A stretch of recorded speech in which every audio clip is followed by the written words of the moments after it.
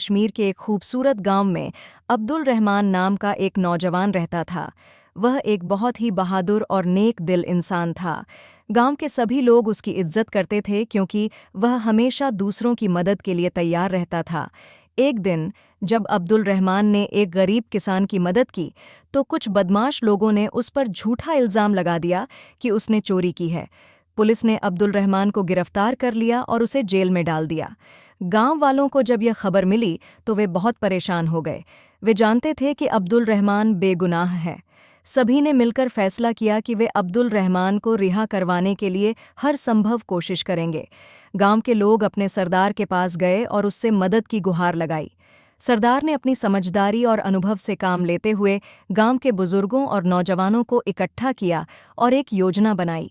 सभी ने मिलकर सरकार के उच्च अधिकारियों से मुलाकात की और उन्हें सच्चाई बताई। उन्होंने अब्दुल रहमान की नेकियों और उसके बेगुनाह होने के सबूत पेश किए। सरकार के अधिकारियों ने गांव वालों की बातों को ध्यान से सुना और अब्दुल रहमान की रिहाई के आदेश जारी किए। जब अब्दुल रहमान जेल से रिहा हुआ तो गांव में खुशी की लहर दौड़ गई। सभी ने मिलकर अब्दुल रहमान का स्वागत किया और उसकी बहादुरी और नेकियों की तारीफ की। इस घटना ने गांव वालों को यह सबक दिया कि एकता में बहुत ताकत होती है और जब सभी मिलकर किसी मकसद के लिए कोशिश करते हैं तो कुछ भी नामुमकिन नहीं होता।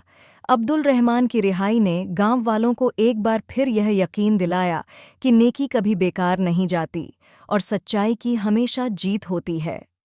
नैतिक शिक्षा: एकता और नेकी हमेशा इंसाफ की जीत का कारण बनते हैं।